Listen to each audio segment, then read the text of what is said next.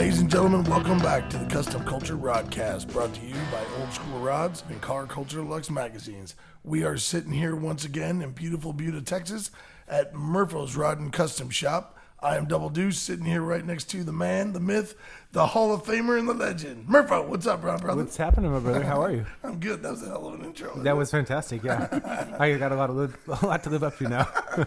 How you been, man? I'm doing great, dude. I know we took a week off, and I got to do some really cool stuff and go out to Indiana and go to the Custom Car Revival, which is a show I had not been to before, and it was amazing. And there were some beautiful rides out there, dude. So I bet the weather was a lot nicer than here too. It was a bit hot, but it was real nice, you know. And like being out there and being around those cars was just amazing, dude. It was really good for me, and I had a fantastic time. And I saw one of my buddies that we're going to talk to here on this show out there as well. So just been kind of like riding high and doing cool stuff and building, and just been back in the shop this week, kind of checking out what we've got going here. We got some cool projects going. I got some time on El Matador again, and just doing my thing, bro. Nice.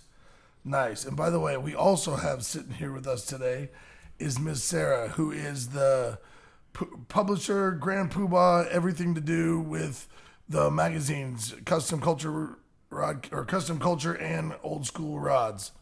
Custom Kulture Deluxe. I meant to say that. Yes. Howdy. Hi. Well, like in all candor, like how many hats do you think you wear, Sarah? On a given day or in my time here? Well, let's say that like this. Do tell. Oh gosh. Well, the main gig is building magazines. Working on Rods 114 right now, and CKD 113 just arrived in the mail today, looking beautiful. Happy to see it. And then, other creative things and a lot of wrangling Murph and making sure he's doing what he's supposed to do. That's a job into itself, yeah. man. I have a couple of wranglers. Yes. Yeah. I also wrangle shop manager English Bulldog Louie. There you go. Yeah. Got some wild animals around here. So, Miss Sarah, like really, literally, like puts these pages together. She does all of these layouts. She is involved from front to rear, every magazine, cover to cover. And we don't have Car Culture Deluxe or Old School Rods without Miss Sarah. So, kudos. Welcome. Thank you for being here again. We enjoyed it last time. Pleasure, you silly boys.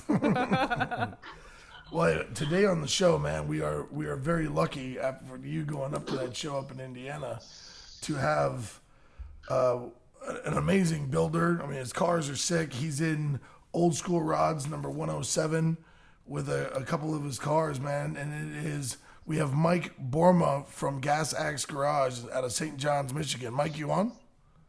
Yes, I am. How you guys doing? How are you doing? AKA El Jefe. How are you, sir? Not too bad. Mike, what's happening, bro? Oh, just doing the deal, getting up every day and going to work. Grinding. I'm sure you're grinding. Oh, yeah. Yeah, So, we got a couple cars that we got to get done quickly, so. Yeah. You know the drill. I do. It's relentless, and it's never ending 24/7. So, Yep. Man, dude, you have like one of the coolest shop names, Gas Axe, and tell me how that came about. How did you come up with your shop name, bro? Well, it came from my dad. Ah. I grew up in the trucking industry, and so back then, long before air ride, all the old trailers were spring ride, and so were the trucks. And when they came in on the weekend, most of the time, all the springs were broke, and you had to cut the U-bolts because the U-bolts were so big in them. So my dad always called the cutting torch Gas Axe. Nice. Oh, nice. That was the cool. nickname. That's really cool. That's really cool. Yep. So we just took that name and kind of for instigating chopping up stuff. So that's what we like to do. That's fantastic. That's man. really what cool. What a great name. Dude, I remember and I hate to admit this, but I have torched some springs before in my day. And I can remember the first time as a wee young lad, they volunteered me to go under the car. I believe it was a 53 Buick to heat up some springs. And you're underneath there and you're kind of thinking like what's going to happen, and all of a sudden it starts to go. And when it goes, doesn't it? It just Yep. Yeah. It was a little scary. Oh yeah, you get a nice surprise as a young kid. You learn quick. Yeah. You learn how to change your trunks, don't you? I mean, what the? Yeah. So I remember that talking with you, man, that you did have some background with trucks, like with big trucks, and your dad, and I think that's pretty cool to have homage for him like that. Yep, I drove from one end of this country to the other when I was young. So, and hey, man, was your pops, was he into hot rods? Yep, he had cars too. Probably more so into the semi trucks, but he's always had a car. Matter of fact, my son owns his last car. And nice. Yep, and so he kind of inspired it. He used to get after us pretty hard, made us play sports when we were kids because all we'd do is talk about cars and eat, breathe, and sleep cars. And so, he actually made you play sports just so you'd have something else to talk about. Oh, yeah. I guess we kind of get one-dimensional because we're like all cars. Oh, yeah, I skipped right back to it, so there's no chance of talking to anything other than cars to me, so... Well, that's sort of an interesting tactic because your chances of going pro with sports versus cars is probably not that good. Yeah, it's not so good. And this cat is so talented with cars. Like, I know. It's a really good thing we didn't lose you to sports, man. Yeah. Yeah, well, if you watch me walk, you'd see why that never happened. Well, so, we got a chance to hang out this weekend. And we had, I know you had an amazing time in Indiana. Oh, yeah. That's one of my all-time favorite shows right there. I have not been before this one, and it was amazing. Deuce, you would have just, been walking around with goosebumps. Oh, without a doubt. I've seen some pictures of it up there. Amazing. And Mike and I, we got to hang out also in April. He made the long journey to Texas and came to the Lone Star Roundup and came and hung out with me at the shop party, so it was great. It was always good to see you. I had a great time this weekend hanging out, man. Yeah, it was fantastic. Yep, like you say, the Lone Star is one of my tops, and Kevin's Custom Show, and man, you just get some fantastic cars and great people, and it's good to see everybody. So, I believe from thinking about the builder profile that we did with you, and thank you for doing that with us. It's always great to have somebody with your kind of talent and legacy to put the spotlight on and do that in print, man. But I think if I remember, I think one of your first rides or first builds was a wagon, like a 63 Ford wagon maybe. Yep, when we just opened the shop, that was one of the very first ones we did. And the first magazine car was a 30 Model A that was called Champagne Taste, a gold one. Mm-hmm. And we actually had it down there at the Lone Star Roundup way back. I mean, it was a long time ago. Well, so how long has the shop been going? About 17 years now, full time. Yeah, that's awesome. Yeah. That's awesome. We have seen your cars. I've seen a lot of your cars out there. And in the issue that we did do the builder feature with Mike was the Cadillac Coupe. Yeah. And man, what a shot on the cover that we did. Gorgeous. Yeah. Oh, it was a fun day. It was cold, but it was fun. Was it?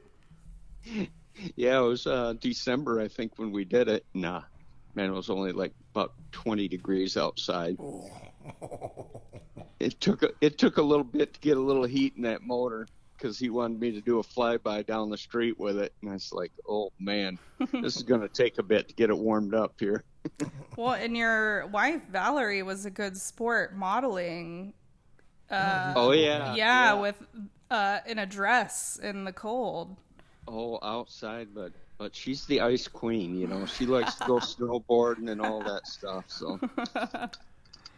Yeah, I had the opportunity to meet Valerie this weekend, and what a sweetheart. She's just a really kind soul. It was cool to finally meet her, and man, what a big deal, because we had stopped running pinup in rods, and she's like the only one who's made it in print for a while, right?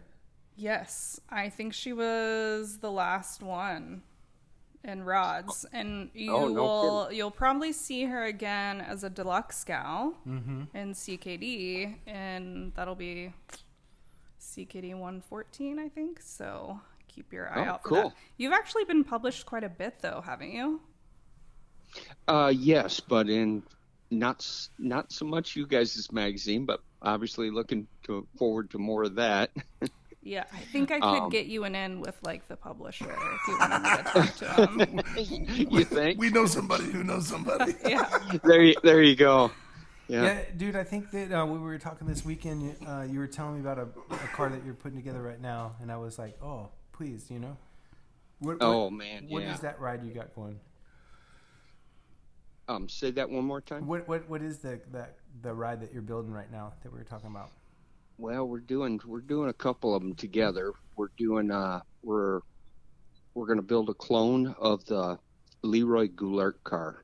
That was done by him the first couple stages, and then Winfield did the last stage that was probably the most famous. It was a 50 business coupe Ford shoebox, and it had the big cutaway coves and the fenders, and it had canted headlights and Pontiac grill, and it was just a really crazy car, but it got destroyed and it doesn't exist anymore.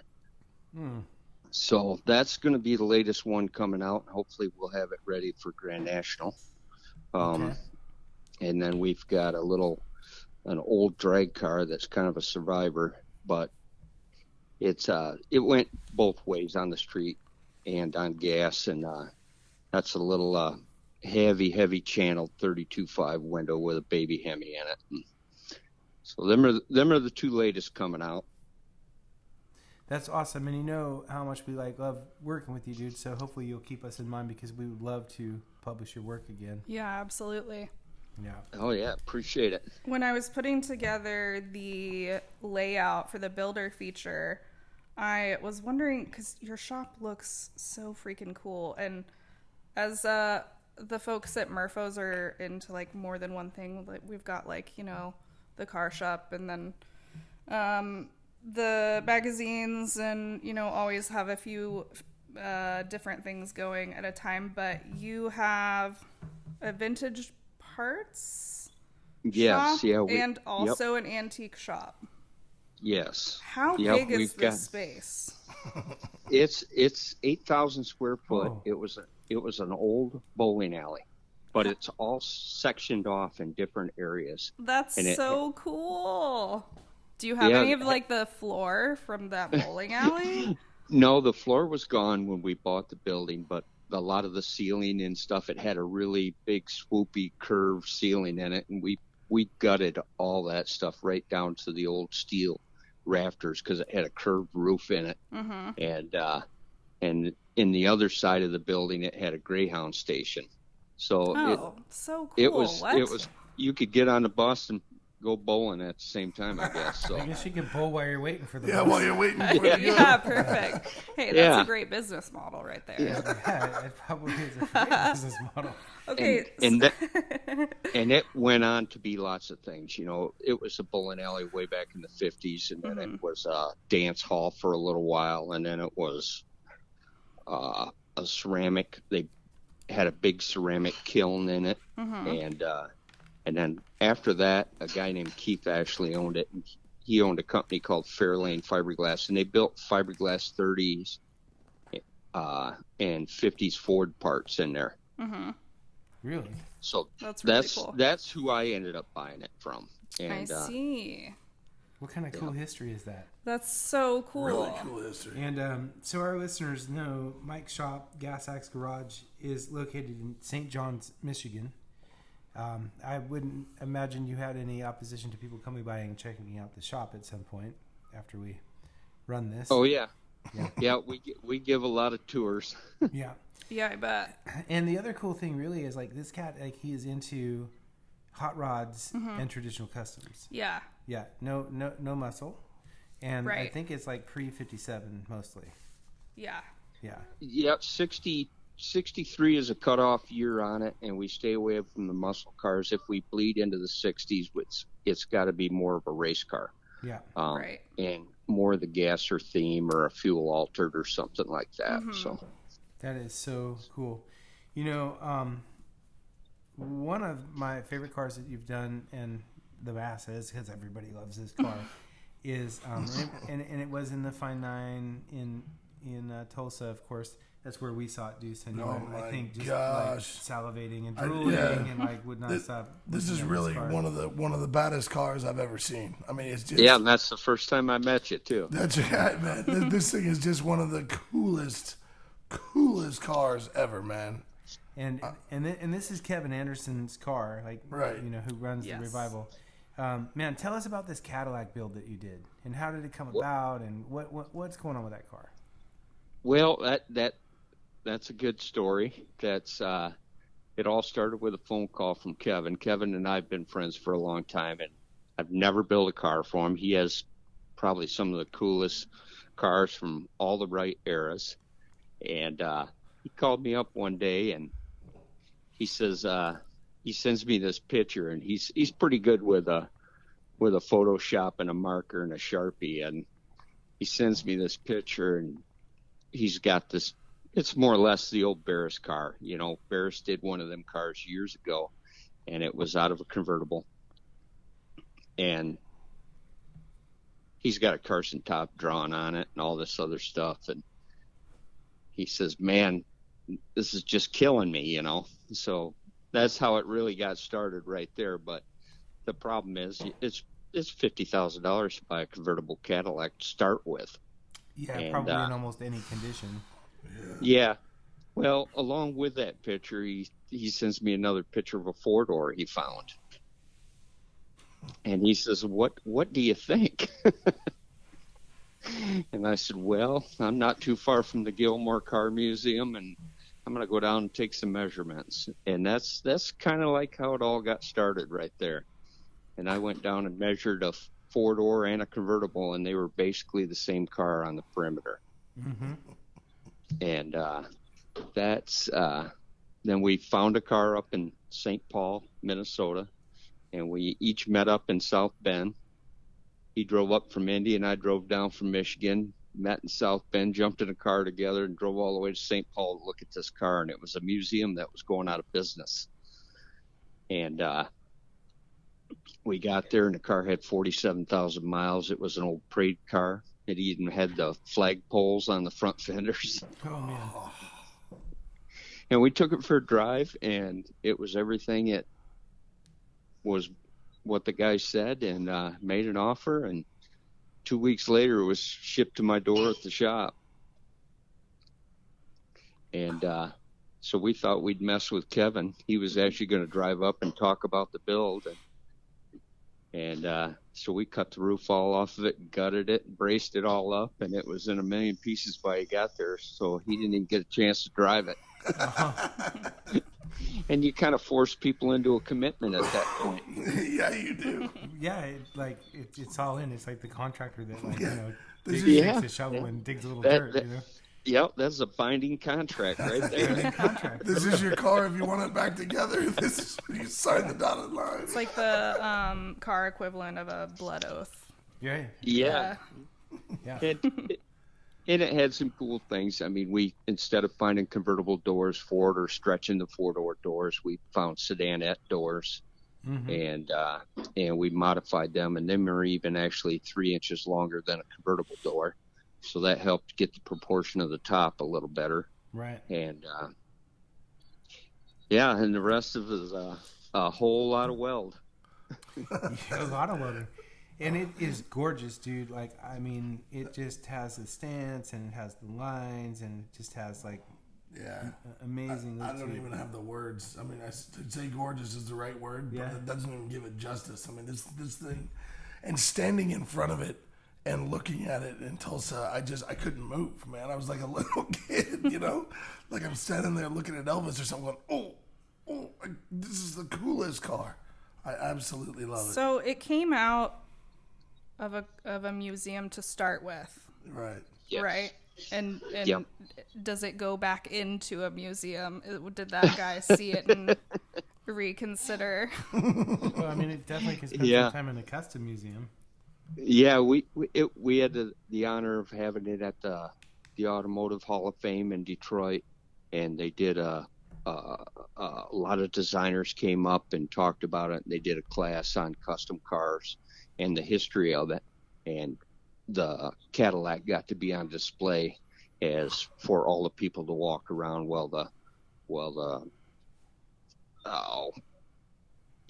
whole show was going on. And it had some great speakers. A few of the Ford designers and GM designers were in there, and not only that, some of your custom car designers that came up to speak, and that was quite an honor. So Yeah, that's badass. That's very cool. So cool. Congrats on that. Yeah, and then and of course we got 9 different magazine articles on it, and it just never thought in a million years. We were just building a car for fun. Nobody can get enough of it, dude. It's amazing. Yeah, thank you guys. Yeah. Like I said, this is one of the coolest things ever. Yeah, all right. Hey, by the way, we are getting, I'm getting the evil eye, so we are going to take a break for our sponsors. So, ladies and gentlemen, thank you for listening. By the way, I forgot to mention what number we're on. We are on season 2, number 3? This is our 4? Number 4. Yeah. This is our 4th podcast of season 2. I was so excited talking to Mike that I completely forgot all this shit at the beginning. Anyway, ladies and gentlemen, we're going to take our first break, hit our sponsors up, and we'll be back in a minute. Thank you guys all for listening to the 4th episode of season 2 of the Custom Kulture Rodcast. We'll be right back. Hey all, this is Double Deuce, the voice of Custom Kulture Rodcast. Do your part and keep print media alive. Head on over to murphospublishing.com. You can subscribe to both magazines, Car Culture Deluxe and Old School Rods. Do your part, as everyone should. Keep print media alive. Subscribe today. Ladies and gentlemen, welcome back to Season 2, 4th episode of the Custom Kulture Rodcast, brought to you by Old School Rods and Car Culture Deluxe magazines. We are still here at Murpho's Rod and Custom Shop in Buda when we are talking with El Jefe, Mike Boerema of Gas Ass Garage. Mike, you still there, buddy? Yeah, we're still here. Rock on, man. For those of you who are just tuning in and didn't hear the first part, man, this cat's got it all going on, man. He's got a shop that has it's his shop, it is a parts department, it is a antique store, it is everything combined up there in St. John's, Michigan, man. I think that the best way to describe Mike and his wife Valerie is like all things vintage.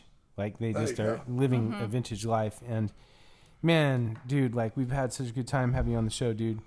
I kind of want to hear some more about your experience with magazines, in particular in print, because I know that cats that are our age have kind of grown up like reading magazines as the do-all tell-all of what other people were doing, and like it was an avenue or a glimpse into like how things were done. So can you recall, Mike, like the first time you had a car, whether it was yours that was your car or one that you built that was in a magazine, and what that was like? Yeah, well, that's a real interesting story, and if you're ready for it, we can do that. That's what we called you for, Mike. All right. Well, here we go. That's an entrance right there. You guys will get a kick out of this. We did the gold Model A that was called Champagne Taste, and we would go to shows and we'd just have a good time. We loved the old school shows, and anyway, we're at Detroit one year and down in the basement, of course, having a good time down there, and it was real late at night. Me and my wife are riding the tram back to the hotel room, and this person is sitting across from me, and he keeps looking at me, and I don't do very well with that stuff. And finally, I just looked right at him. Try being a woman. What's your deal? And he says, well, just curious if you got a car in the basement. And I says, yeah. And I, just left it vague. Right. He says, well, you don't have that gold Model A down there, do you? I says, yes, I do. Well, he says, my name's Chuck from Street Rodder Magazine, Chuck Veranis, and we were really interested in that car and like you to bring it to New York. And I kind of think to myself, why would I bring that car to New York? There's nothing in New York that I want to go to. So I just leave it at that. And he hands me his card and everything, and I just kind of blow it off. I just, for one, would never even remotely think I'd ever have a car in a magazine, for one thing. And it just was kind of shocking. This person is telling me this stuff on the tram in Detroit. And so a couple months later, we go to the Lone Star Roundup.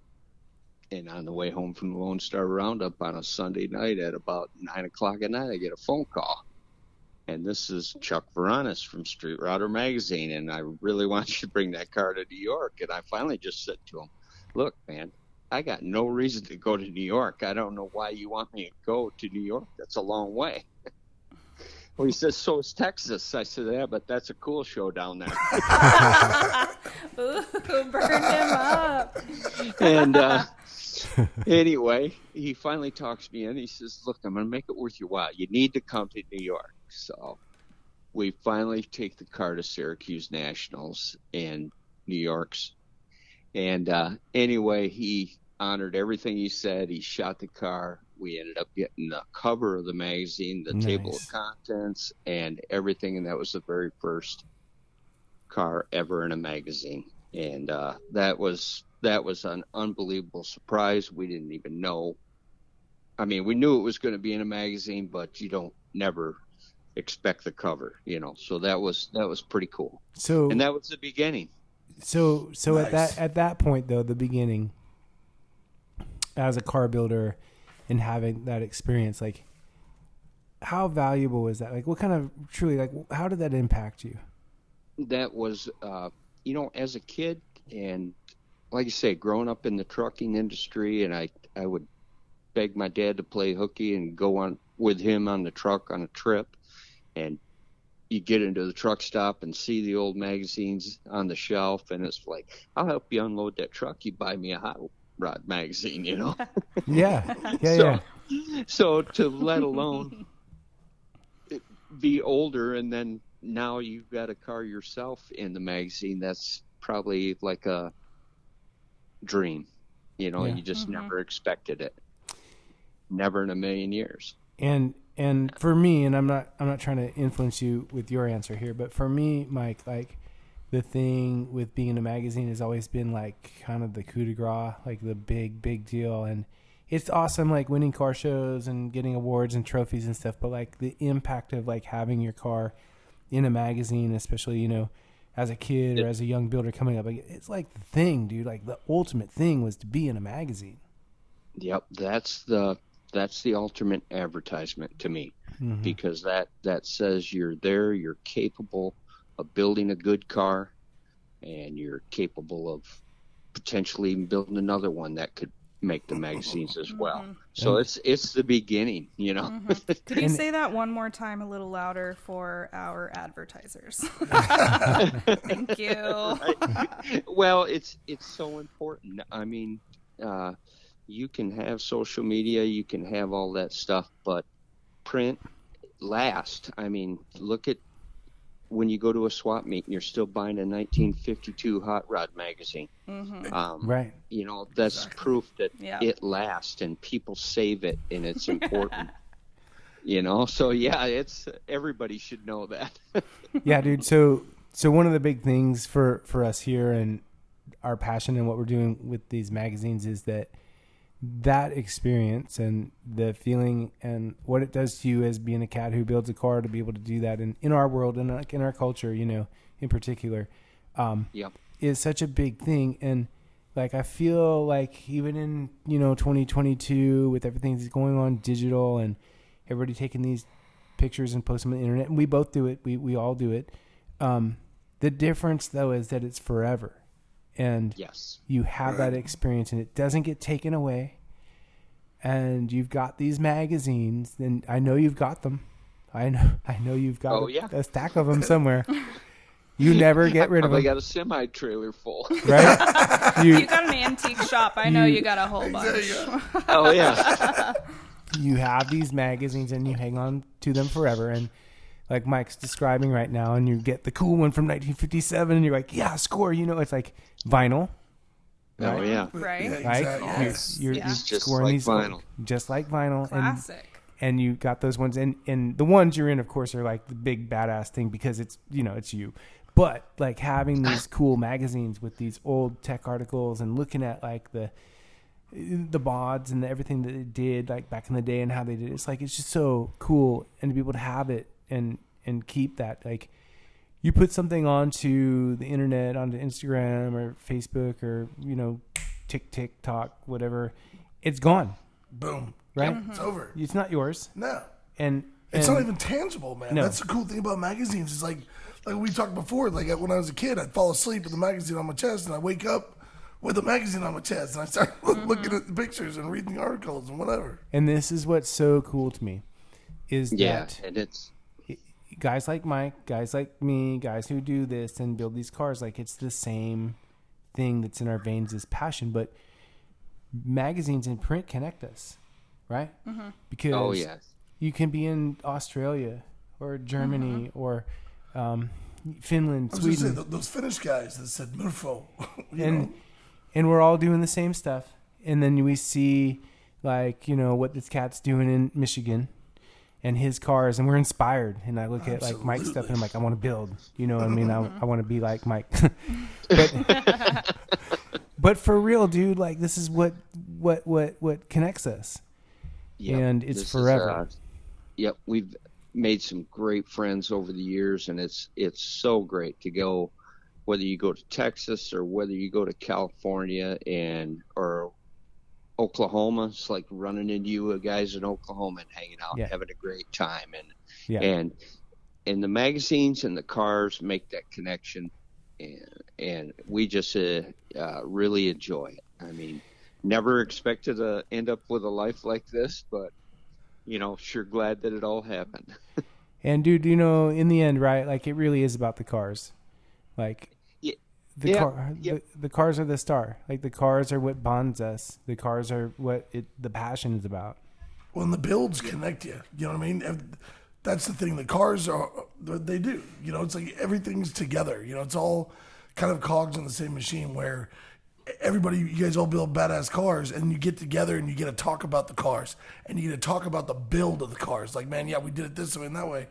And you might, like Murpho, you might do things a little bit different, but the end conclusion is the same. You know what I mean? Right. You have a rad car. It's a great thing. You know, every day's a school day. So whether I stop in, I go down to Murpho's shop, check out his shop, and I'll be looking around like, oh, yeah, that's cool. I like that. And, you know, you come home and you try it yourself and see if it works for you.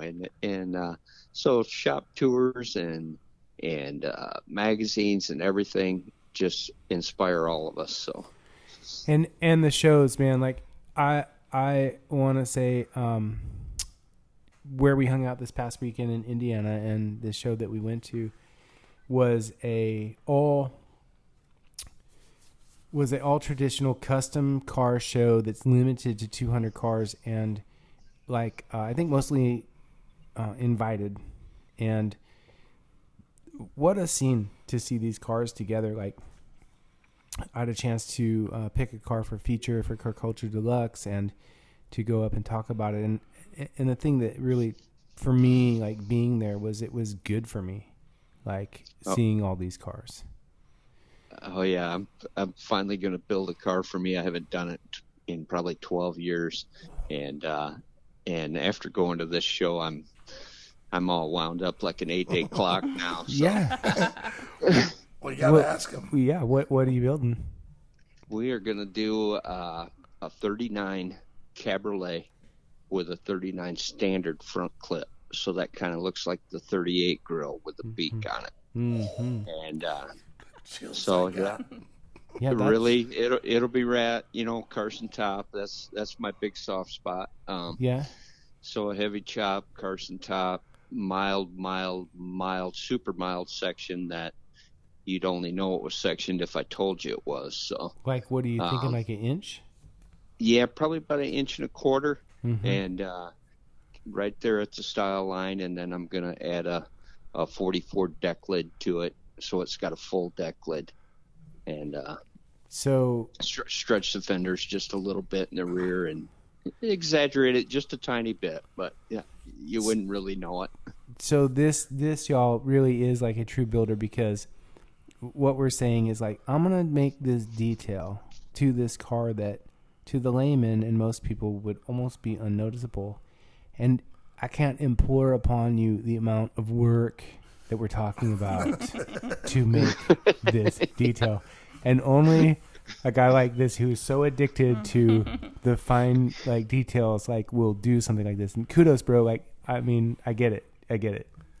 It's gonna be badass. Oh yeah, everybody's saying, I can't believe you would do that for that. And I said, well, just trust me, it will be right. Well, that's the difference between them and you. You turn around and say, what do you mean you can't believe it? So I'm a Jefe. This is what I do. like all things in car building, like here's what happens. Okay, like you can do all these different things to the car and whatever, and it's like the last inch, right, Mike? Like that is all the work. It's the devil in the details. Exactly. Right. Less is more. Yeah. Yeah. It's like trying to get that last thing is the most thing. It's not the easy thing. It's the hard thing. And it's the road less traveled. But if you're going to have it be the shit, this is what you do. Exactly. Yeah.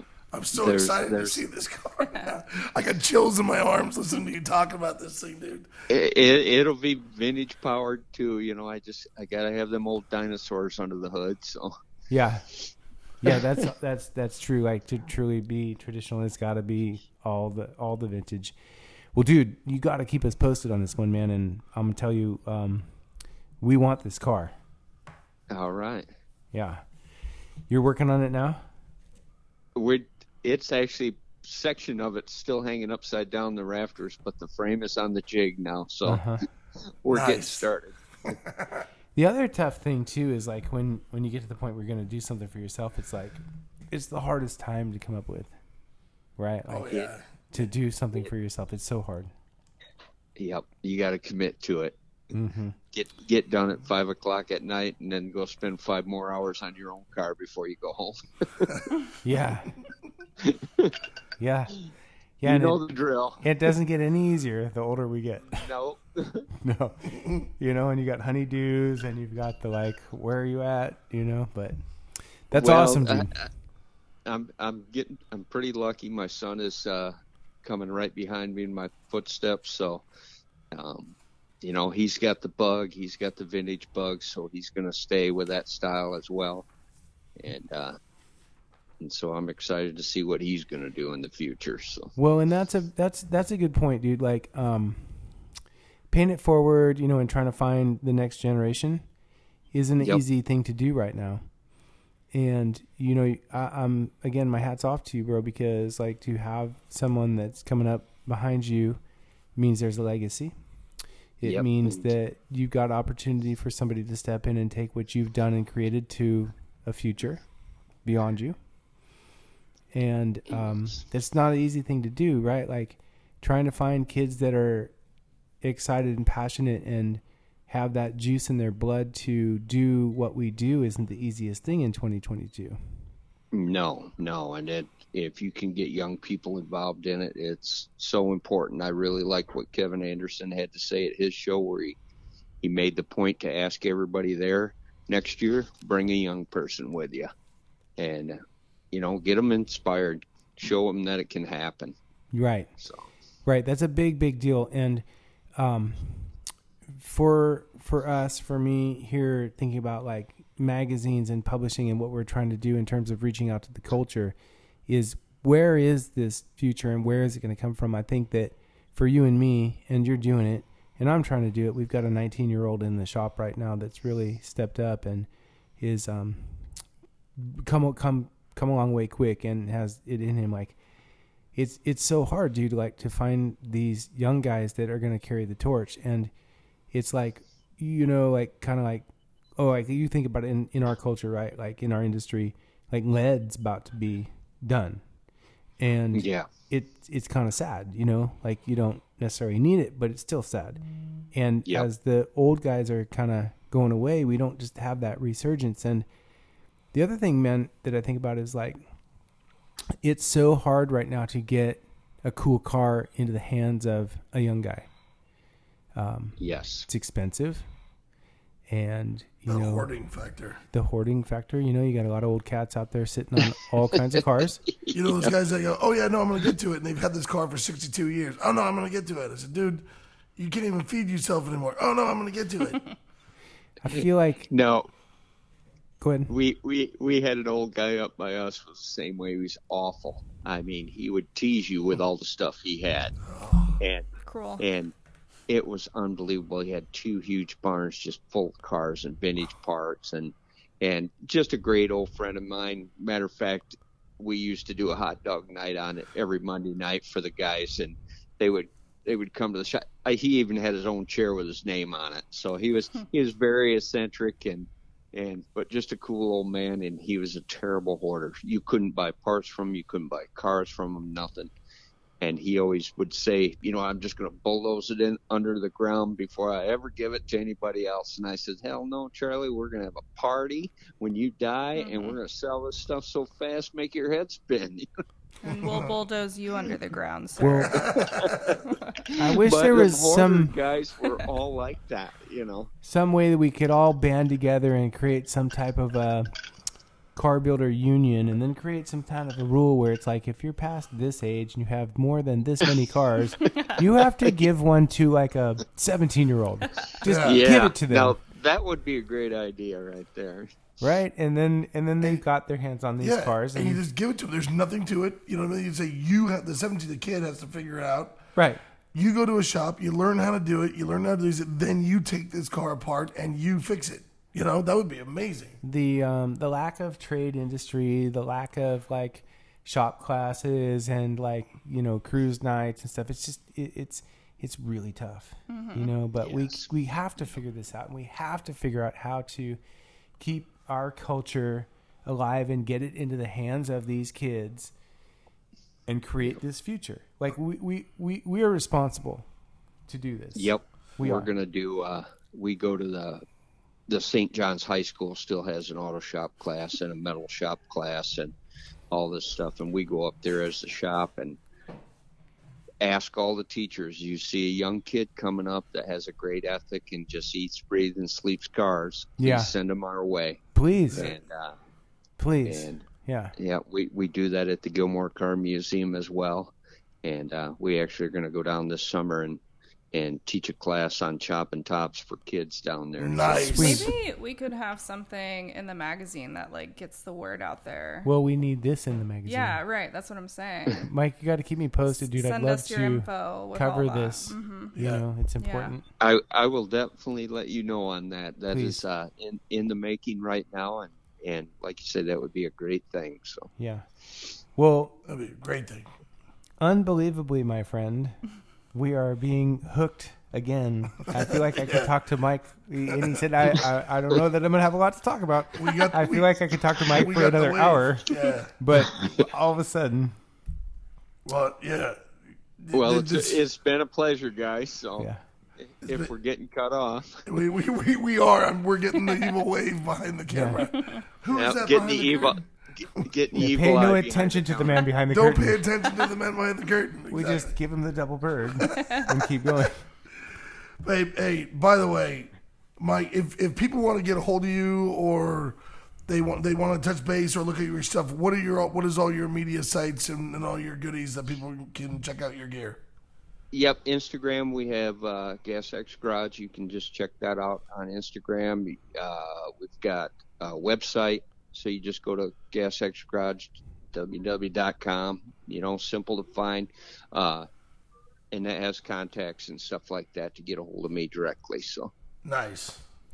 And his builder feature, and there's a whole feature with one of his builds, and Rods 107. Right. So for all our listeners out there, if you want to check out all the stuff that we've been talking about with Mike and his feature car and his builder profile and all the stuff that we have in print, then Sarah, again, is Rod's number 107. 107, and you can reach out to us. We have this magazine for you. Yes.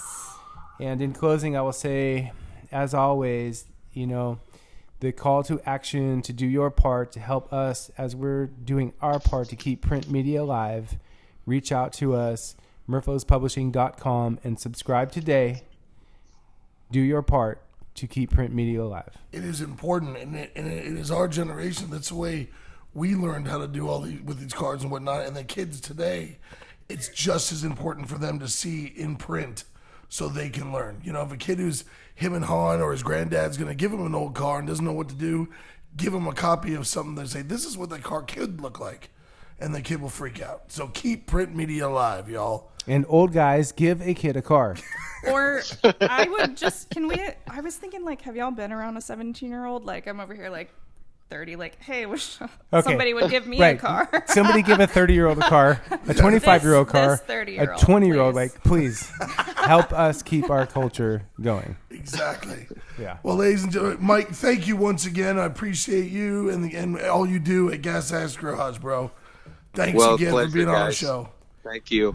Thank you, my brother, and I hope to see you soon. I know we're in the midst of car show season, so I don't know when that's going to be, but I hope that we cross paths again. Absolutely. Always a pleasure. And please, let's stay in touch. All right, brother. Thank you. All right, bro. Ladies and gentlemen, thank you for listening to the 4th episode of the 2nd season of the Custom Kulture Rodcast, brought to you by Old School Rods and Car Culture Deluxe. We will see you soon. Murpho? Hot rods. Sarah? Customs? Good night.